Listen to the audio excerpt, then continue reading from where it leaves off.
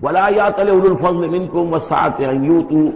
ان یؤتوا اولی القربى والمساکین والمہاجرین فی سبیل اللہ۔ اس آیت کی بھی شان نزول ہے کہ حضرت ابو بکر صدیق رضی اللہ تعالیٰ عنہ کے ایک یا تو بھانجے تھے یا خالہ زاد بھائی تھے، حضرت مصطح۔ یہ حضرت مصطح جو ہے غریب آدمی تھے،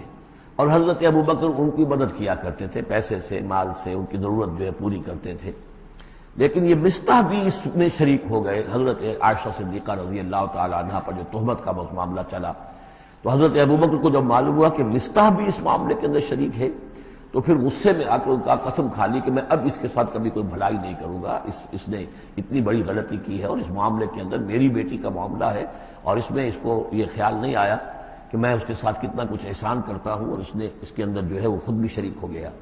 اس پر اللہ تعالیٰ کی طرف سے گرفت آ رہی ہے کہ نہیں ابو بکر یہ ٹھیک نہیں ہے، جو بھی اس سے غلطی ہوئی، لیکن تم جو نیک کام کر رہے تھے اس کا کیوں قسم کھاتے ہو کہ اس کے اندر تم مدد نہیں کرو گے۔ ولا یأتل اولو الفضل منکم، اور نہ قسم کھائیں جو فضل والے ہیں، درجے والے ہیں تم میں سے، جن میں اللہ نے فضیلت دی ہے، نیکی میں بھی، ایمان میں بھی فضیلت دی ہے، دولت میں بھی فضیلت دی ہے،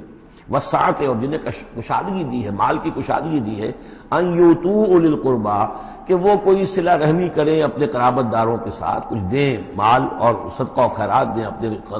قرابت داروں کو، والمساکین والمہاجرین، اور محتاجوں کو اور وطن چھوڑنے والے مہاجرین کو، فی سبیل اللہ، اللہ کی راہ میں۔ تو یہ قسم نہ کھائیں، ولیعفوا ولیصفحوا، انہیں چاہیے کہ معاف کر دیں اور درگزر سے کام لیں۔ الا تحبون ان یغفر اللہ لکم، کیا تم یہ نہیں چاہتے کہ اللہ تمہیں معاف کرے؟ یعنی اے ابو بکر، اگر تم یہ چاہتے ہو، تم سے بھی تو کوئی خطا آخر ہو جاتی ہے، اللہ معاف فرماتا ہے، کیا تم نہیں چاہتے کہ اللہ تمہاری خطاؤں سے درگزر کرے؟ الا تحبون ان یغفر اللہ لکم، کیا تم نہیں پسند کرتے اس کو کہ اللہ تمہیں معاف کرے؟ اس پر اس آیت کو سنتے ہی حضرت ابو بکر صدیق کے الفاظ یہ نقل کیے گئے، بلا یا ربنا انا نحب،